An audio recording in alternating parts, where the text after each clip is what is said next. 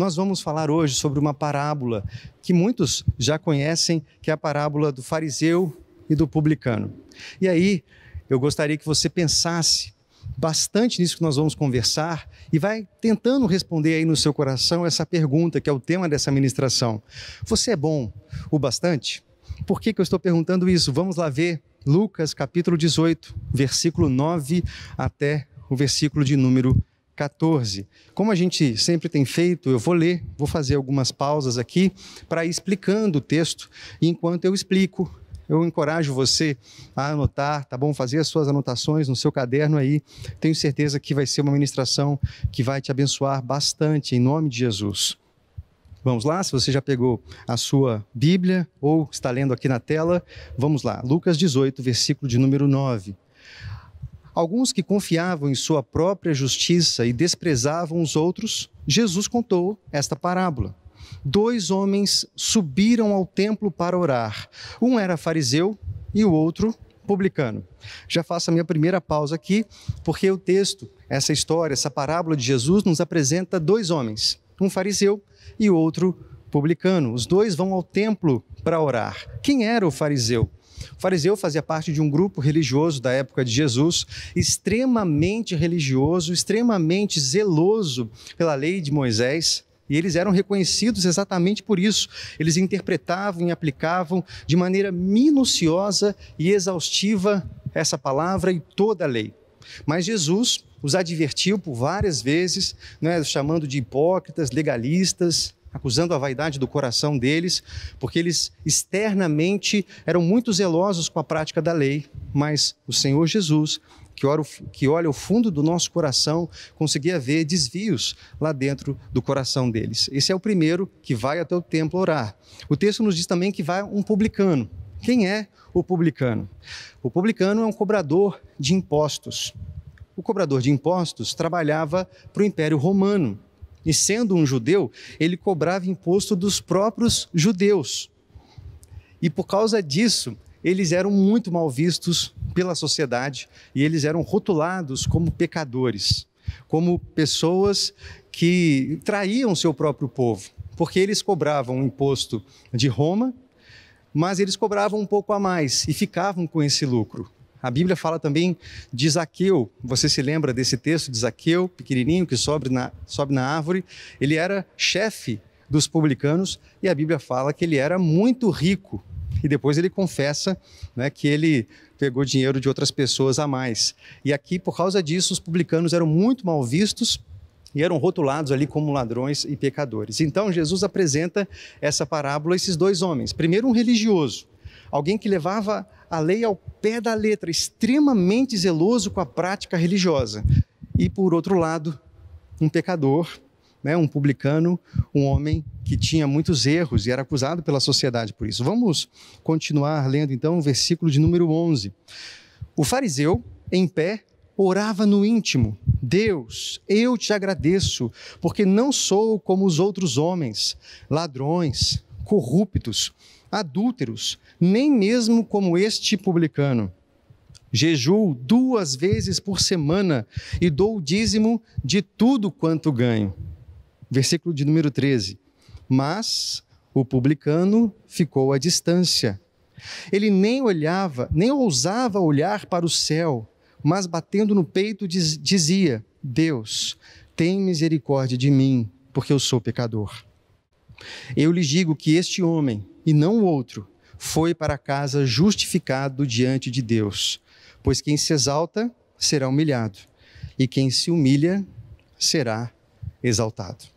Essa é a parábola que Jesus conta, e ele dirige essa parábola para pessoas com o endereço certo. O versículo de número 9 nos fala que ele dirige essa parábola para pessoas que confiavam em sua própria justiça, na sua justiça própria, e desprezavam os outros. Então Jesus, recapitulando, conta essa parábola de 2 homens que vão orar, um fariseu religioso e outro publicano pecador. O fariseu vai orar, colocando seus pontos positivos diante de Deus, agradecendo a Deus porque não era como um dos pecadores, assim como aquele publicano que estava ali do lado dele. Por outro lado, esse publicano fica lá no fundo, nem ousa ir para frente, nem ousa levantar os olhos para orar, mas ele, constrangido, quebrantado, começa a clamar Senhor, tem misericórdia de mim, porque eu sou pecador. E Jesus diz, quem voltou para casa justificado não foi o religioso, que cumpria a lei, que dava o dízimo de tudo que tinha, que jejuava 2 vezes por semana, não. Quem voltou justificado para casa foi aquele pecador que se arrependeu e reconheceu o seu erro. E aqui nós precisamos fazer essa pergunta que eu fiz no título aí. Você é bom bastante? Você se considera bom bastante? Será que essa parábola poderia ser contada por Jesus para nós? Será que nós não somos, de fato, os destinatários dessa carta, né, dessa parábola, dessa fala de Jesus? Será que por muitas vezes nós não julgamos as pessoas, não rotulamos as pessoas e talvez por causa da nossa religiosidade, da nossa prática religiosa, nos colocamos acima de outras pessoas? E eu gostaria de fazer algumas perguntas aqui para você, e eu gostaria que nós vamos participar da Santa Ceia daqui a pouquinho, eu gostaria muito que você fosse muito sincero nas suas respostas. Responde isso aí no seu coração. Deixa o Espírito Santo guiar e mostrar algumas coisas para você nessa noite. Seja muito sincero. Você se considera uma pessoa boa? Por que você se considera uma pessoa boa? Caso você tenha respondido que sim. Vamos aí, vai. Com muita sinceridade. Você se considera uma boa pessoa? Você se considera digno daqui a pouco de tomar a ceia?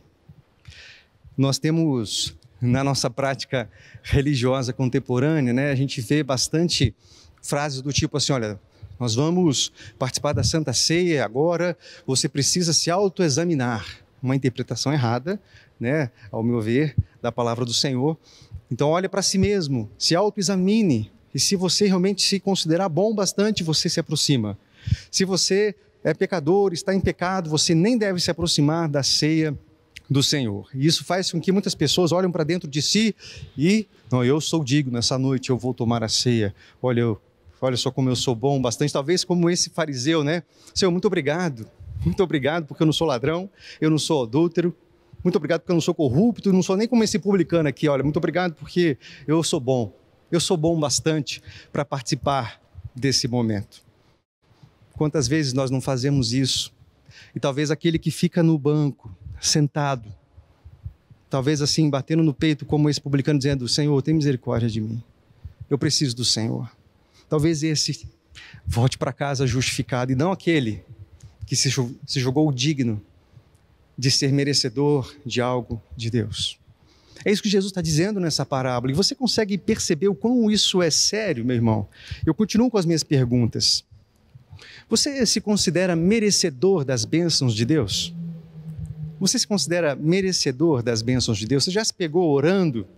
Talvez assim, eu me lembro, a gente está lendo Salmos, né, na nossa leitura 4x4, se não me engano é o Salmo 73, que o justo ele fica lá angustiado porque ele vê o ímpio prosperando. E o texto fala que ele fica, né, ele se sente mal, porque eu faço isso, de certo, por que esses ímpios prosperam no meu caminho e eu não?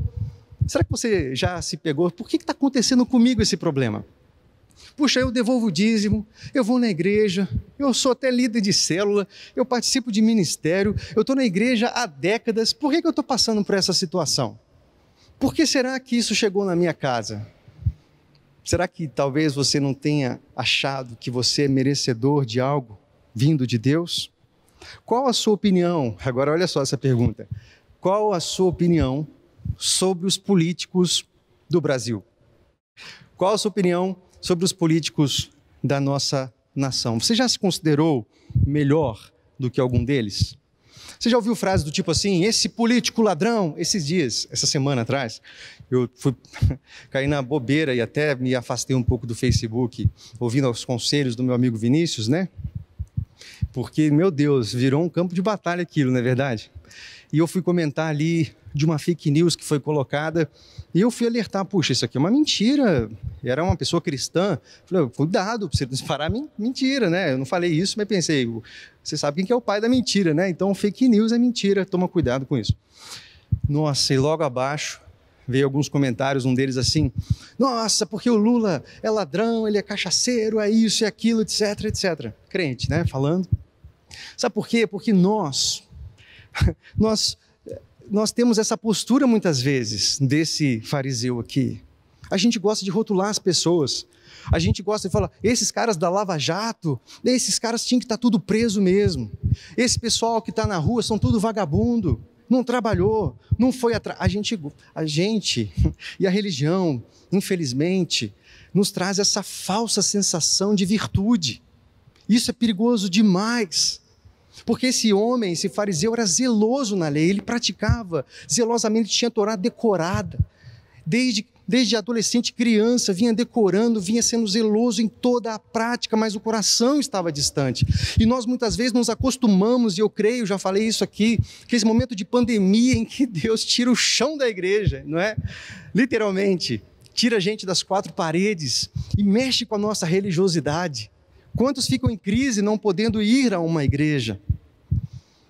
Porque a gente se acostuma, e não que isso seja ruim, não é ruim, mas isso passa uma falsa sensação. E se tem um negócio que nos afasta de Deus, é o trem da religião. Se tem uma coisa que afasta a gente de Deus, é a religiosidade. É o fato da gente achar que a nossa prática religiosa nos faz ter crédito com Deus. Eu vou falar um pouco melhor sobre isso daqui a pouquinho. Será que você se considera melhor do que um político que foi preso, alguém que está sendo, pego aí pela Lava Jato, alguma operação da Polícia Federal? Qual é a sua relação quando você olha para um presídio e sabe que lá dentro tem assassinos, estupradores, assaltantes? Você se considera melhor que essas pessoas? Assim, na boa, vamos lá, seja sincero. Aí para você, responde essa pergunta. Você se considera melhor que essas pessoas? Será que a sua religiosidade te faz achar que você está num degrau acima que elas? Como nós nos relacionamos com essas pessoas? Como nós olhamos essas pessoas? A gente vê um preconceito absurdo, né? Não estou dizendo que nós aceitamos, mas a homossexualidade, por exemplo, como isso às vezes é um tabu dentro da igreja e quanto essas pessoas não se sentem amadas pela igreja. Como é que Jesus se relacionaria com essas pessoas para curá-las, amá-las e restaurá-las? Às vezes a igreja, ao invés de manifestar a graça, aponta o dedo, assim como fez esse fariseu, apontando o dedo para o publicano. Obrigado, Senhor. E a gente tem uma postura assim, Senhor, eu não quero nem te pedir nada, eu só quero dizer para o Senhor, parabéns pelo filho que o Senhor tem. Parabéns porque, olha, louvado seja eu, porque eu sou bom bastante. Olha só, eu tenho feito tanta coisa certinho, eu sou até um pastor. Olha só, eu fui criado na igreja a vida toda, me batizei quando bebê, hoje sou um pastor. Como isso engana a gente? Como a gente é tentado a achar que isso é suficiente e não é. E uma forma fácil, eu não quero me estender aqui nessa introdução, eu não vou me alongar, tá? Prometo, mas é só uma introdução mesmo. Eu quero perguntar o seguinte, como é que você perdoa as pessoas? Sabia que muitas vezes nós não perdoamos pessoas porque nós nos achamos melhores do que elas e achamos que o pecado dela e o erro dela é muito maior do que nós? E às vezes, como pastor, eu escuto isso, vira e mexe eu ouço. Puxa, eu não faço mal para ninguém, eu não trapaceio ninguém, e vem essa pessoa fazer isso comigo, eu não vou perdoar não. Na verdade, a gente se coloca um degrau acima e isso é muito perigoso. Cuidado, porque a religião faz isso, a religião nos engana, nos faz achar que nós somos bons e nos faz ter um senso de virtude que não é real diante do Senhor.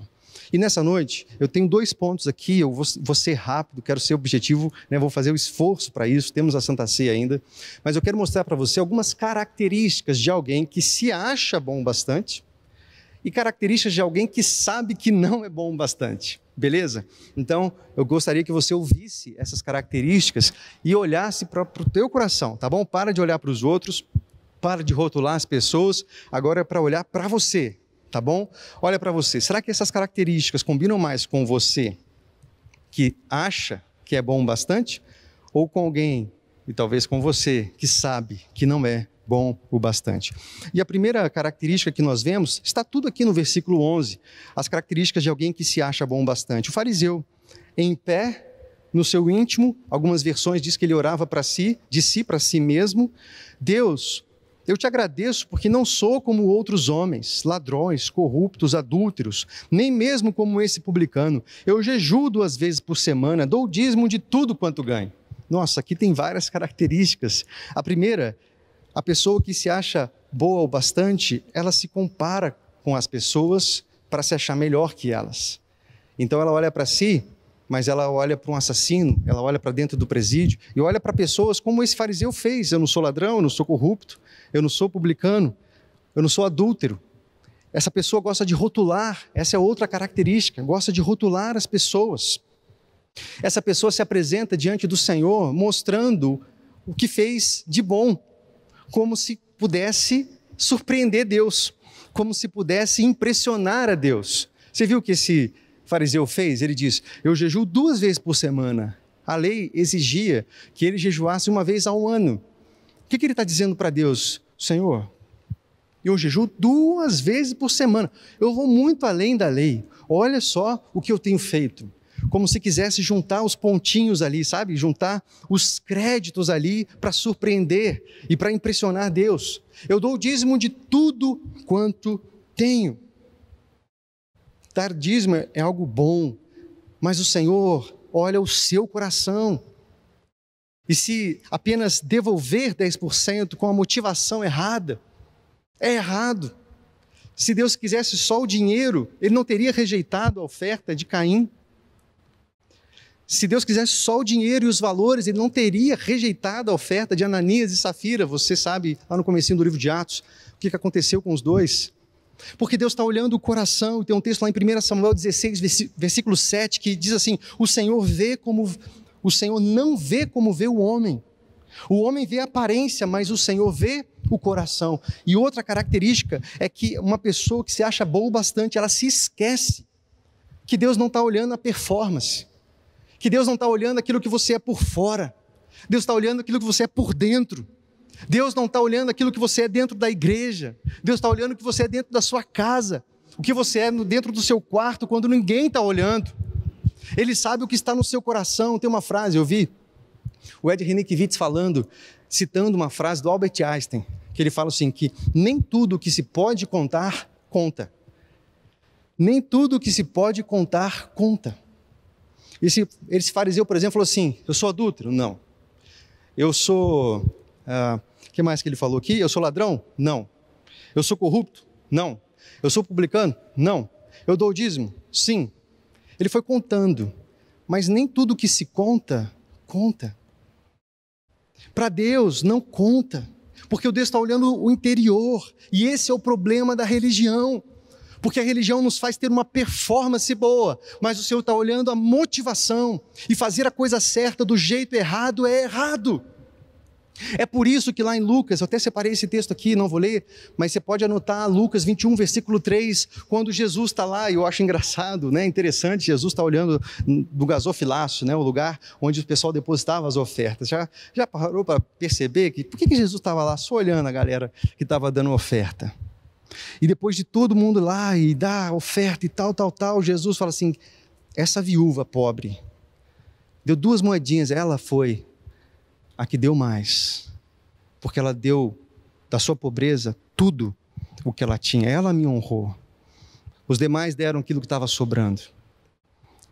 Ela entendeu que eu sou o provedor dela, porque o Senhor não está olhando a performance, não está olhando o que você faz por fora. Talvez você entrega, como esse fariseu, não é? Dízimo de tudo que você tem. E nós recomendamos que você faça isso, não é? Mas que você entenda principalmente o princípio por trás. Se não vier acompanhado de generosidade, de regularidade, de proporcionalidade e alegria, nós corremos um perigo.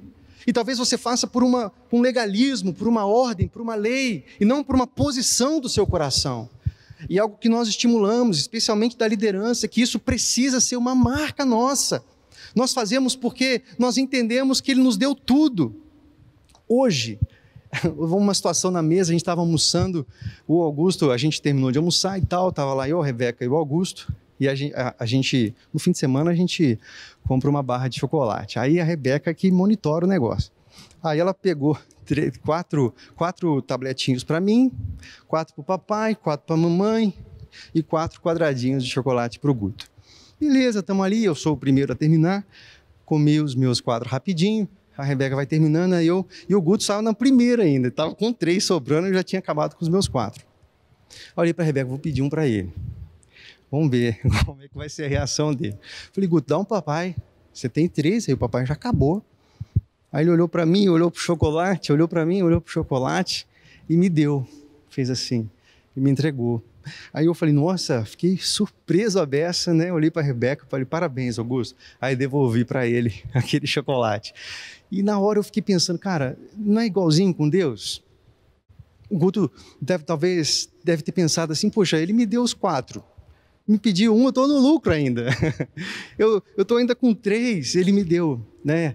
Com gratidão ali, com um olhar, né, gostoso ali, foi muito bom aquele momento. E com Deus, eu penso que é isso mesmo. A gente devolve a Ele porque a gente acredita nisso com alegria. E é isso que o Senhor está olhando o nosso coração, o nosso interior. Mas a característica de um fariseu, de alguém que acha que é bom bastante, ele esquece disso. E ele acha que o Senhor vê como vê o homem, porque talvez a gente se impressione com a sua religiosidade, não é? Com a sua regularidade nos cultos, não falta e tal. Isso é bom, viu? Né? Você na célula, com as suas práticas religiosas. Mas eu quero ser sincero em te dizer, isso não basta se o seu coração não honrar a Deus. Não basta, e eu vou encerrar esse assunto do dinheiro, tá? Prometo. Não basta você devolver 10%, se com os 90% você não honra Deus. Porque nós somos chamados a honrar Deus no 100%. Aí você devolve e acha que você agora cumpriu sua obrigação religiosa. Tem gente que estava morrendo de medo com os gafanhotos, gente. Os gafanhotos aí semana passada, estavam morrendo de medo os crentes. Os gafanhotos, a Bíblia falou que o gafanhoto...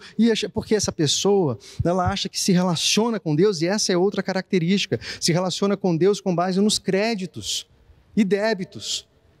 Mas, como diz, né, o pastor que eu gosto demais, cito bastante ele, o pastor Hernandes Dias Lopes, ele fala que Deus não se relaciona conosco pelos nossos méritos, mas apesar dos nossos deméritos.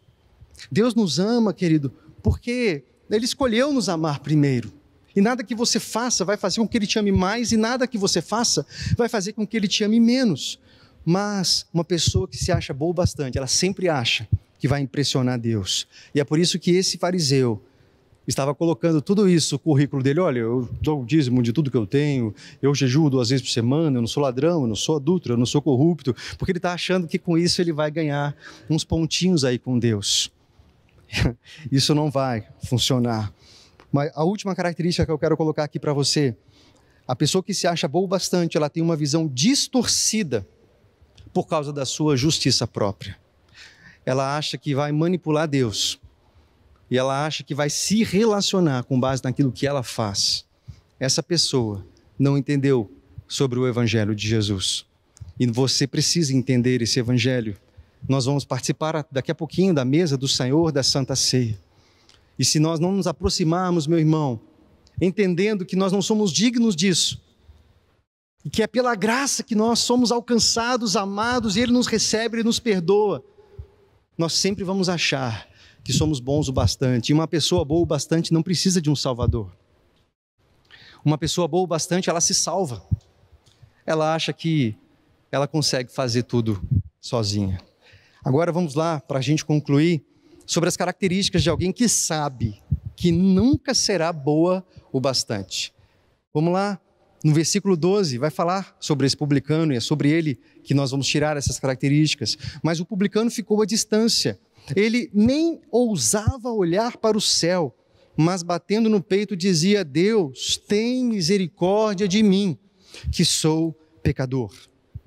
Alguém que sabe que nunca será bom o bastante, ele entendeu que jamais será digno diante do Senhor. Ele entendeu que sempre será indigno, nós sempre seremos indignos, não há nada que nós façamos, como eu já disse, que vai surpreender Deus. E é por isso que eu também gosto de citar Isaías 6, versículo 5, quando o profeta entra no templo, a glória do Senhor, a luz entra. Imagina que coisa poderosa que aconteceu ali naquele lugar. E a primeira coisa que o profeta diz no versículo 5 é: ai de mim, estou perdido, eu sou homem de lábios impuros e vivo no meio de um povo de puros lábios. Os meus olhos viram o Rei, o Senhor dos exércitos. Tem gente que acha que está na luz e fala: Deus me tirou das trevas, me trouxe para a luz e agora eu estou um degrau acima.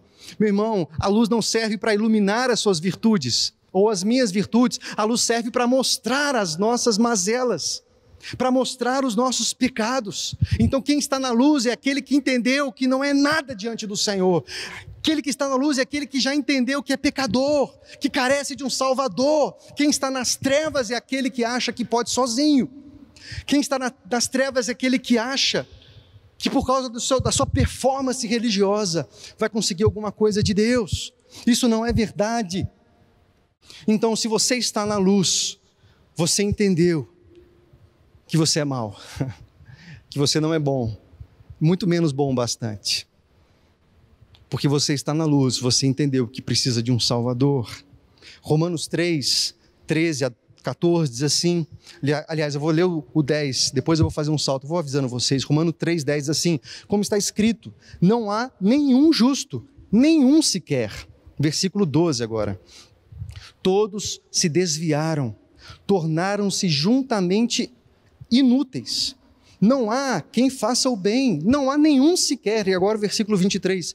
Todos pecaram e estão destituídos da glória de Deus. 24. Agora a boa notícia, né, do Evangelho. 24.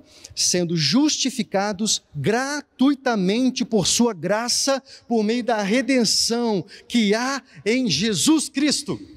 Aleluia. Amém. Eu quero ver um monte de aleluia aí dos comentários, amém? Comenta aí, aleluia, porque essa é a mensagem do Evangelho. Não há esperança para nós. Nós estávamos debaixo do juízo de Deus, da ira de Deus, como diz o livro de Romanos. Aliás, você precisa ler essa epístola de Paulo aos Romanos, porque ele vai falar sobre essa justificação pela fé, a salvação pela graça.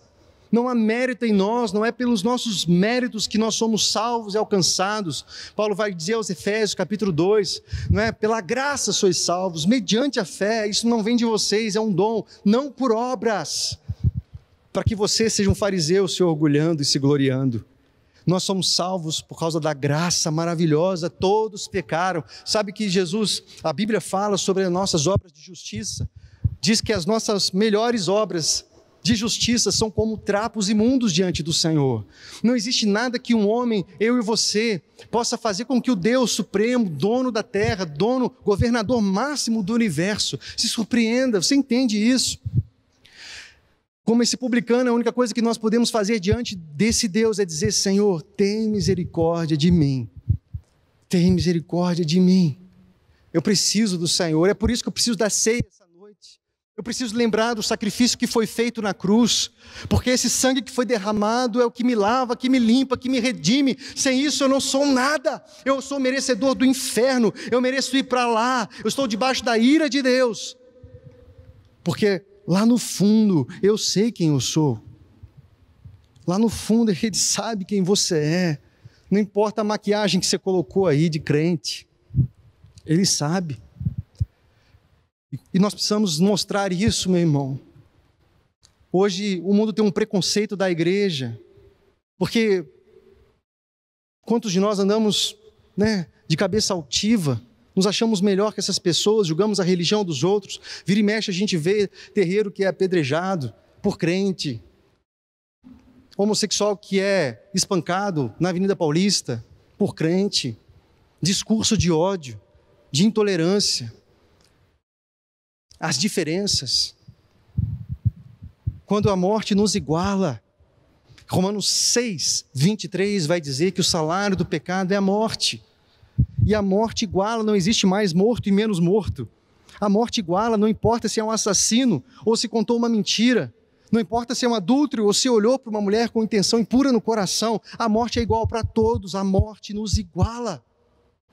E não importa quanto você faça de bem, vai ter sempre algo ruim ali. E se você quer viver debaixo da lei, a Bíblia diz que quem tropeça num ponto da lei, tropeça na lei toda. Então, meu irmão, em nome de Jesus, que o Espírito Santo te leve a um lugar de quebrantamento essa noite. Que você declare: eu preciso de um Salvador, eu preciso de Jesus todos os dias, não é em minha capacidade, eu preciso da graça de Jesus. Não pense que você é bom o bastante, não pense jamais que em todo tempo você se torne dependente, absolutamente dependente. Eu vou seguir aqui. Outra característica, tem vergonha de si mesmo, tem vergonha dos pecados. Esse publicano, quando entra, ele fica lá no fundo, ele não tem nem coragem de se aproximar do altar, ele não tem nem coragem de olhar para cima, embora fosse costume do povo judeu olhar para cima enquanto orava, ele não queria nem olhar, ele sabia quem ele era de verdade. Por outro lado, aquele fariseu estava lá, não é, todo empinado, olhando para os outros e tal, orando de si para si mesmo. Mas nós precisamos aprender com a atitude desse homem, desse publicano, e nos aproximar da Santa Ceia agora, nessa noite, sabendo disso. Não nos examinando para achar coisas boas em nós, mas nos examinando exatamente para ter a percepção do quão mal nós somos e quão necessitados nós somos de um Salvador. Esse homem, e essa é outra característica de alguém que sabe que nunca será bom o bastante, nada exige ou reivindica de Deus. Queridos, quando nós vemos por aí gente mandando Deus fazer as coisas, eu exijo a minha cura, eu exijo a minha prosperidade, você não exige nada, meu irmão. Você não exige nada. Esse homem, ele não pediu nada para Deus, ele disse: Senhor, só tem misericórdia de mim, que vier é lucro. Se o Senhor quiser que eu tenha isso, amém. Se o Senhor não quiser, amém. Eu só estou vivo, é lucro, é o Senhor que me deu isso. Você percebe a diferença?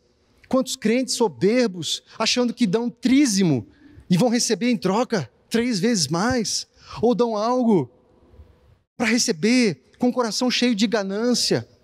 Meu Deus, misericórdia, outra característica, simplesmente se lança na dependência e da misericórdia de Deus. Que esse seja eu e seja você, simplesmente nos lançando sobre a graça de Jesus. Por causa dessa graça nós somos aceitos. Por causa desse amor imerecido, nós fomos acolhidos pelo Pai, adotados pelo Pai. E é com base nessa graça que nós nos relacionamos com Ele.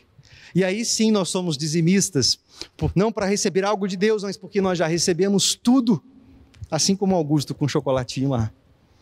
É por isso que eu venho na igreja, é por isso que eu lidero uma célula, é por isso que eu lidero um ministério, é por isso que eu trabalho no reino, porque Ele já me deu tudo e eu faço isso como resposta a Ele, não de uma forma religiosa. Meu irmão, talvez você achou que aceitou Jesus como seu Senhor Salvador e chegou, cruzou a linha lá de chegada. Não, só começou a sua caminhada. Você inaugurou um novo e vivo caminho. Agora você precisa trilhar e crescer e amadurecer. Quantos crentes vêm para a igreja, recebem a Jesus, agora eles frequentam o culto dominicalmente, devolvem o dízimo, fazem isso ou aquilo durante a semana e acham que está correto, que está tudo bem, que está suficiente. Não está. Agora é hora de trilhar esse caminho, de seguir, de crescer, de amadurecer, desenvolver frutos do Senhor na sua vida. Permita que isso aconteça. Eu quero caminhar para o final. Eu quero ler um texto que é muito impactante, que nos prepara para esse momento de Santa Ceia. Lucas, capítulo 7, versículo de número 36, até o 48, que fala de uma pecadora que ungiu os pés de Jesus. E olha só, aqui de novo, nós temos um fariseu e nós temos uma pecadora. E olha só o que Jesus faz nesse momento. Lucas 7,36 diz assim: convidado por um dos fariseus para jantar, Jesus foi à casa dele e reclinou-se à mesa. Ao saber que Jesus estava comendo na casa do fariseu, certa mulher daquela cidade, uma pecadora, trouxe um frasco de alabastro com perfume e se colocou atrás de Jesus a seus pés. Chorando, começou a molhar-lhe os pés com suas lágrimas. Depois os enxugou com seus cabelos, beijou-os e ungiu com perfume. Ao ver isso, 39, o fariseu que o havia convidado disse a si mesmo, pensou consigo mesmo: se este homem fosse profeta de verdade, saberia quem nele está tocando e que tipo de mulher ela é. É uma pecadora. Olha o coração do fariseu rotulando de novo as pessoas. Agora eu quero fazer um pulo com você, para não estender muito, versículo de número 44. Em seguida, virou-se para a mulher e disse a Simão, Jesus falando, né? Vê essa mulher, Simão? Entrei na sua casa, mas você não me deu água para lavar os pés. Ela, porém, molhou os seus pés com as suas lágrimas e os enxugou com seus cabelos. Você não me saudou com um beijo, mas esta mulher, desde que entrei aqui, não para de beijar os meus pés. Você não ungiu a minha cabeça com óleo, mas ela derramou perfume nos meus pés. Portanto, eu lhe digo, os muitos pecados dela lhe foram perdoados, pelo que ela muito amou. Mas aquele a quem pouco foi perdoado, pouco ama. Então Jesus disse a ela, seus pecados estão perdoados. Essa frase vem como um soco no meu estômago, mas aquele a quem pouco foi perdoado, pouco ama. E ela muito amou, porque ela muito foi perdoada. Ela entendeu quão pecadora ela era. Recebendo graça, recebendo perdão, ela vai quebrar o vaso de alabastro, perfume caríssimo.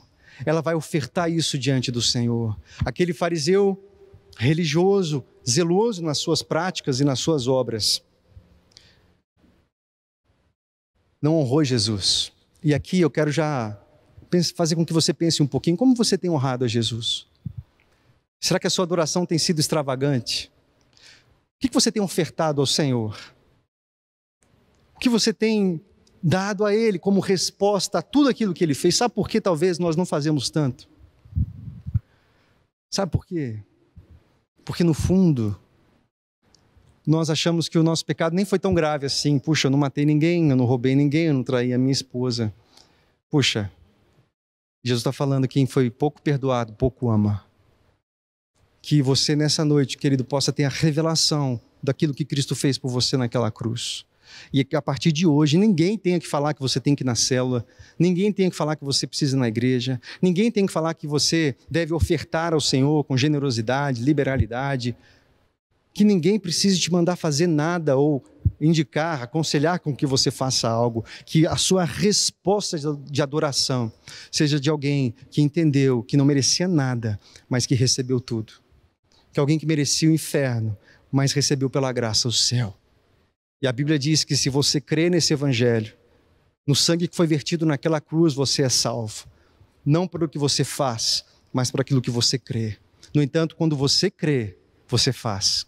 Nós não somos salvos pelas obras, mas como diz Efésios 2, 8, versículo 11, diz que nós somos salvos para as boas obras. As obras são consequência de alguém que foi salvo. Se você vive numa inércia espiritual, se você não levanta do sofá para fazer um nada na igreja ou pela obra, sustentando missionários, trabalhando nas células, trabalhando nos ministérios, que é o que a igreja oferece hoje, mas talvez você tenha outras demandas, outros dons e está servindo, está ativo. Se você não se interessa, meu irmão, toma cuidado. Talvez você esteja agarrado pela religiosidade e se relacionado com Deus com base naquilo que você faz e deixa de fazer. Qual é a consequência disso? Versículo 14, eu lhes digo que este homem, não o outro, foi para a sua casa justificado diante de Deus, pois quem se exalta será humilhado, e quem se humilha será exaltado. 2 versículos rapidinhos aqui, Tiago 4,6 diz, Deus se opõe aos orgulhosos, mas concede graça aos humildes. Salmo 51, e aliás, o Salmo 51 é uma oração maravilhosa de alguém que entendeu que é pecador, Davi, e depois você lê com calma o Salmo 51, mas o versículo 17 diz, os sacrifícios que agradam a Deus são um espírito quebrantado, um coração quebrantado e contrito a Deus, não desprezarás. Agora, finalizando, com qual desses dois personagens você mais se identifica? Assim, na boa, com sinceridade. Com qual desses dois você mais se identifica? Qual a sua postura agora diante do Senhor, diante da Santa Ceia? Será que você já acostumou com esse negócio? É uma vez por mês, já sei como é que funciona, é só tomar esse cálicezinho aqui, pegar um pedacinho de pão, botar para dentro e já era, eu já sei como é que funciona. Ou você entendeu que isso é tudo? Você entendeu que custou tudo? A vida do Salvador, do Filho de Deus. E sem isso, meu irmão, você não poderia receber e merecer absolutamente nada. É por causa desse sacrifício que você é amado, reconciliado com o Pai. Portanto, eu gostaria de incentivar você a se aproximar da ceia essa noite. Não com orgulho no seu coração, mas com humildade, quebrantado. Né? Tem uma música que diz, eu olho para a cruz eu vou, quebrantado por seu amor. Quebrantado, querido, que essa seja a minha resposta, seja a sua resposta. O nosso quebrantamento, e que a partir disso nós sejamos generosos, nós sejamos ativos, que em nome de Jesus nós possamos fazer muito mais. Que a gente pare de rotular as pessoas. Esse não faz nada, esse não faz aquilo lá, esse não me olhou, esse não me cumprimentou, esse é mentiroso, olha, aquele lá trai a esposa, olha, isso aqui, olha que ele colocou. Talvez essa é a postura religiosa que nós temos, mas e você, querido? E você? Eu gostaria de convidar você a assistir um vídeo agora, enquanto a gente vai se arrumar aqui para a nossa Santa Ceia. E esse vídeo é de um filme, talvez você tenha assistido, um filme chamado Resistindo à Tentação. Um filme bem antigo, mas que mostra uma série de pessoas bem atrapalhadas. Eu até indico, meu pai gosta bastante desse filme aí, Resistindo à Tentação. E eles formam um coral. E no final, a última música que eles cantam fala exatamente sobre isso. Alguém que descobre que nunca vai ser bom o bastante, mas que foi alvo do amor de Deus. E por serem alvos do amor de Deus, a vida deles é transformada completamente. Infelizmente, nós vemos num filme secular de Hollywood a essência do evangelho muito mais clara do que muitas mensagens e músicas gospel de hoje. Seja ministrado aí por essa canção e depois nós vamos nos dirigir para a nossa Santa Ceia. Pega ele, vai!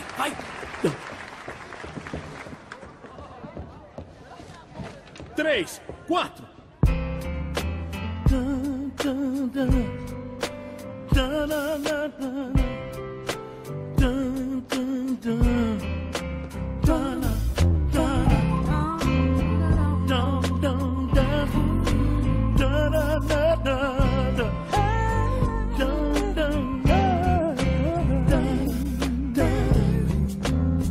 Took me a while, but I'm finally here.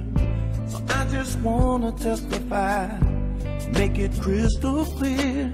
See, I've been picked out to be picked on, talked about out my friend's mouth. I've been beat down till he turned my life around. Seems like I always fall short of being worthy. 'Cause I ain't good enough, but he still loves me. I ain't no superstar, the spotlight ain't shining on me. No. 'Cause I ain't good enough, but he still loves me.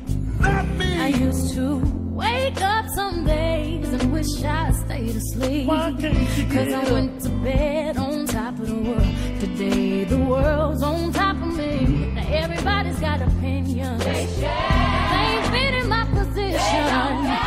That it breaks my heart when I hear what they have to say about me. What they say about you? I always fall short of being worthy. Lord, I ain't worthy.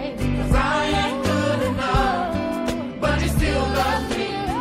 I ain't no superstar, spotlight ain't shining on me. I wanna be for you. 'Cause I ain't good enough, But he still loves me. I'm not perfect. I'm not perfect. Yes, I do wrong. Yes, I do. I'm trying not that. Trying my best. Just ain't good enough. No. Stand by the wall if I don't succeed. I ain't good enough. But you love me. If you ain't with it, just raise your hands and let me know that you understand. That we are all so blessed to be loved. Stand for him or fall for anything.